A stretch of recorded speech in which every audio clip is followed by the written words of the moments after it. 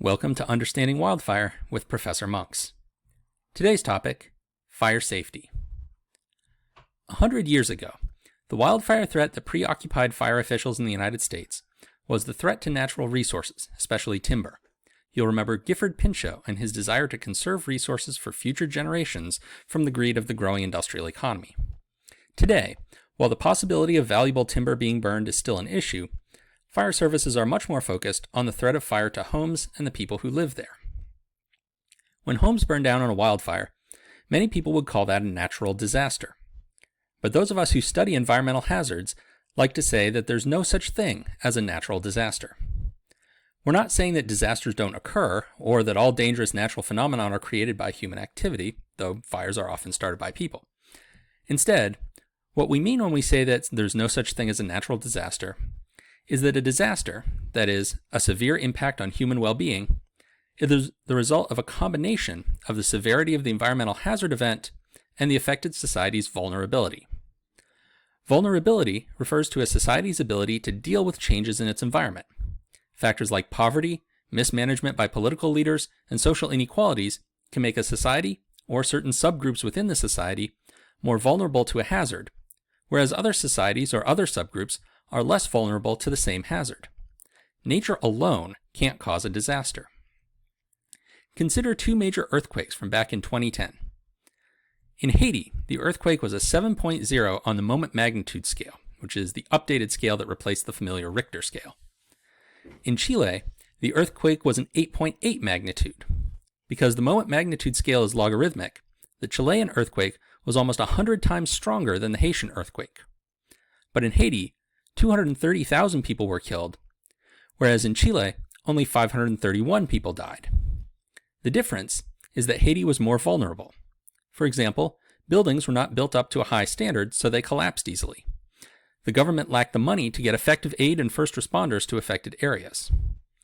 The causes of Haiti's vulnerability lie in the history of colonialism and the structure of the international economy, which we don't have time to get into here. But they're all within the social realm. So a smaller natural hazard event turned into a bigger disaster when it encountered a high level of social vulnerability. We often talk about disasters as being risks. We don't know exactly when a wildfire will strike. The amount of risk presented by a hazard is a product of its probability and its severity.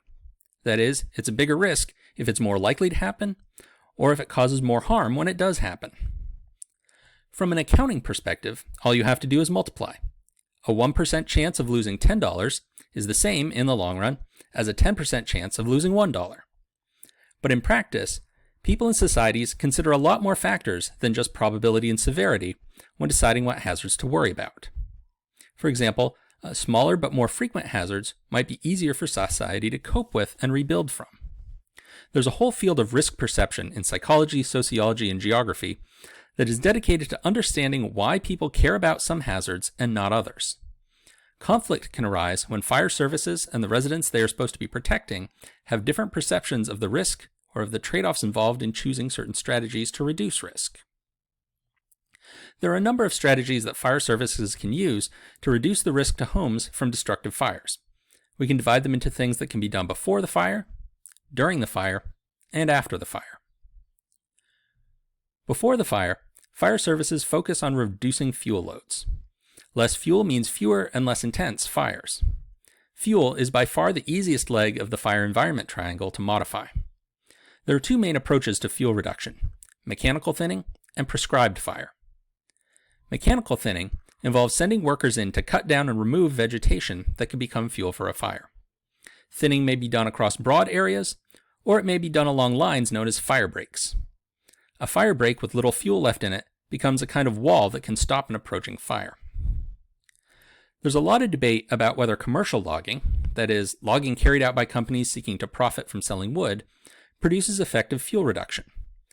Recall that the Peshtigo fire, the largest in U.S. history, burned mostly through areas that had been heavily logged. Loggers there removed the big trunks, which don't burn easily, but left behind lots of smaller trees and sawn-off branches, which made good fuel. But modern logging techniques are very different from those of a century ago. A lot depends on the kind of forest and the specific way that logging is carried out. There are programs in many places to encourage companies to small diameter wood, which is a potential fuel when left behind. Prescribed fire, also known as controlled burning, involves deliberately setting fires during times when they can be kept under control in order to consume fuel. This is a very common practice among indigenous people all around the world. Prescribed fire can also have ecological benefits that mechanical thinning does not, such as releasing seeds from plants that depend on fire to sprout. Prescribed fire can be risky, since it's always possible that an unexpected change in the weather could lead to the fire getting out of control. That's what happened in 2000 with a prescribed burn in New Mexico that nearly burned down the Los Alamos Nuclear Research Lab. Moreover, frequent low-intensity prescribed fire can shift the fire regime of a place, having negative impacts on species that are adapted to less frequent, higher-intensity fire. Fuel reduction addresses the hazard side of the equation. On the vulnerability side, many areas have considered using zoning laws to restrict housing development in areas that are very difficult to protect from fire. The theory is similar to laws that prevent building homes in floodplains where they're likely to get flooded. During a fire, firefighters have various techniques to stop or control its spread. Here, we may see mechanical thinning and prescribed fire applied in targeted ways. Firefighters cut new fire breaks to slow or stop a fire. An iconic tool used for this purpose is the Pulaski, a combination axe and mattock that can cut wood and scrape flammable litter from the ground.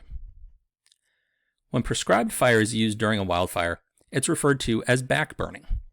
Backburning usually begins at a fire break or other non-flammable line like a road and seeks to burn away the fuel between that line and the main fire. Backburning is usually too dangerous to do at the head of a fire, since the wind will be pushing the backburn in the wrong direction, but it can be used to stabilize the back and flanks of a fire. Firefighters can also attempt to directly put out a fire by using fluids to deprive it of oxygen or heat energy. Water or chemical flame retardants can be applied from ground-based fire trucks, much like would be used for urban structural fires, either put directly onto the fire or put on fuel ahead of the fire as a preventative measure. Aircraft can also be used to dump water or retardant on fires, which is useful in more rugged or remote areas. There's some debate about how effective aerial drops are. Some fire managers regard them as merely expensive PR stunts designed to make people feel like everything possible is being done to stop the fire. After the fire, governments may contribute aid to help affected homeowners and communities rebuild. The speed and adequacy of aid payments can become major issues for areas burned by fires. There will also be efforts to identify and punish whoever started the fire if it wasn't a lightning-caused fire.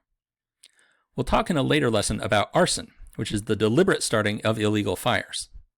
But many fires are caused by accidents, such as an escaped prescribed fire or a power line that brushes dry vegetation. The two main power companies in California, Southern California Edison and Pacific Gas and Electric, have in recent years paid out millions of dollars in compensation after faulty equipment sparked major wildfires. These companies have begun instituting blackouts during high-risk times, cutting off consumers' electricity to reduce the risk of starting a fire. All of that involves things that government agencies like the U.S. Forest Service can do. But what about individual homeowners in fire-prone areas? There has been an increasing push for homeowners to take responsibility for protecting their own homes from fire. Fire agencies engage in major educational outreach efforts, and some communities have adopted local laws mandating that homeowners adopt certain fire risk reduction practices. Different fire agencies have different lists of recommendations, but here are some common ones. Replace wooden shingles and siding with non-flammable materials such as brick or tile. Put screens over places like eaves and open spaces under a deck to prevent embers from getting lodged there. Install a sprinkler system and provide a water source such as a pool that firefighters can draw from. Make sure that your driveway is wide enough for fire trucks to enter and exit. Clear vegetation from around your home. Firefighters refer to this as defensible space. Defensible space can be difficult to get homeowners to accept, because they often bought their homes specifically for the environmental amenity of being nestled in the woods. Perhaps the most important thing homeowners can do to prepare for a fire is to make a household fire plan. A fire can be a nerve-wracking event, so it's good to have decided in advance what you will do to stay safe. In the U.S., fire plans usually involve evacuation. Officials will recommend or even require that people leave at-risk areas. So it's important to know where your valuables are, the route you will take to get away, as well as backup options in case some roads are blocked, and a rendezvous point if household members get separated. In Australia, things are a bit different. After the 1983 Ash Wednesday fire, researchers examined the causes of death or survival for people caught up in the fire. They discovered that many people had survived by staying in their house, while many died while trying to evacuate. This led to the development of a policy called Prepare, Stay, and Defend, or Leave Early, better known by its short name, the Stay or Go policy. Under the Stay or Go policy, homeowners should decide as part of their fire plan whether they plan to evacuate or whether they plan to stay and defend their home. If they choose evacuation, they need to be prepared to evacuate early. Most fire deaths occur when people wait until the last minute to try to leave. At that point, the fire is advancing rapidly, and smoke and heat can make decision-making difficult. Roads may be blocked by fallen trees, and smoke may reduce visibility for driving to nearly zero. Evacuating days in advance can be inconvenient, but avoids the danger of late evacuation. The choice to stay and defend your home is based on the fact that the fire front, the part of the fire that's actively burning, is quite narrow and can pass fairly rapidly. Contrary to popular belief, houses do not burst into flames or explode when the fire front reaches them. A house, especially one that has been well prepared to resist a fire, burns very slowly. Usually what happens is that the fire front leaves some burning embers on the roof or under a deck, and well after the fire front passes, the embers burn the rest of the house down. So if you choose the stay and defend option, you shelter in your house while the fire front passes. This can be very scary. Fires are very hot, smoke is choking, and a wildfire is much louder than most people realize. Many fatal late evacuations have been by people who thought they were going to stay and defend, but then lost their nerve. If you can survive the fire front, however, you can then come out and protect your house by dousing any embers that have stayed behind. In recent years, some fire officials in the United States have explored whether the U.S. should adopt a policy similar to stay or go.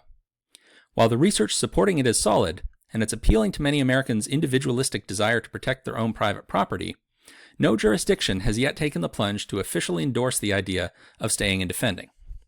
At the same time, recent fires in Australia have led to some questioning of stay or go.